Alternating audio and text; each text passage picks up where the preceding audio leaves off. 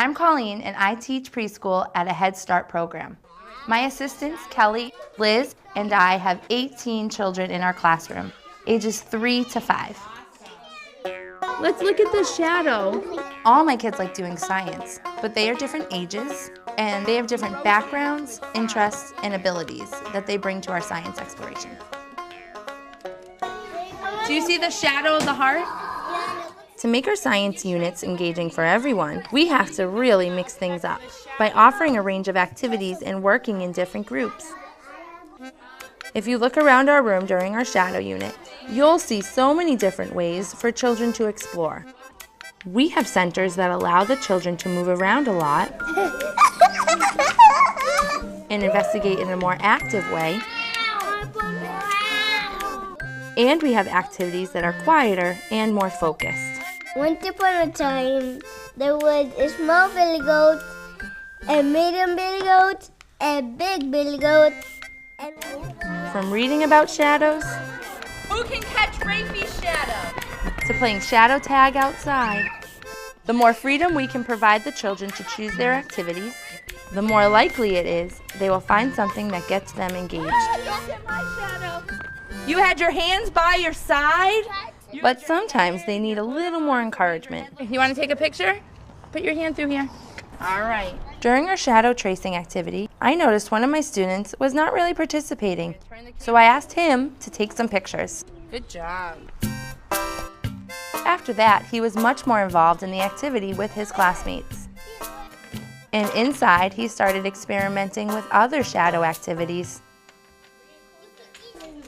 I also tried to give individual support to my more engaged children. What shape is that coin? It's a circle. And what if you move your flashlight all around it? Because it now looks like something else. And this one's a moon, like this one. Oh, it does sort of look like a moon like that. Do you see the giraffe shadow? Yeah, I can see it. Because when you point it to the light, that's how it gets dark. These one-on-one conversations allow them to explore at their own pace without being distracted by what their peers are doing. When we do work in groups, we are able to keep them smaller and more focused because we have so many learning centers to occupy the other children. This makes it much more likely that we will make connections with all of our students. Do you think we'll be able to see this block shadow if this is in back of it?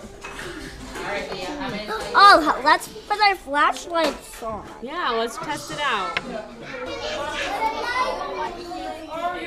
So can you see this little block? Can you see that shadow if this big block's behind it? No? Why not? That's because this is bigger. Because that's bigger. With 18 students, we always end up with some children who move through their science explorations more quickly.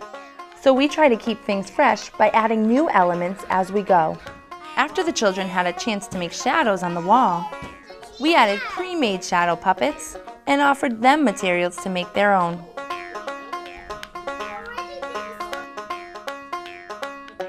We also cut out some paper scenery, which was a great success.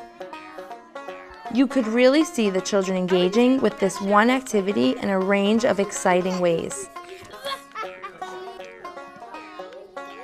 I find that all kids are naturally curious about science. So it's easy to find ways to get everyone excited about all the science that we do.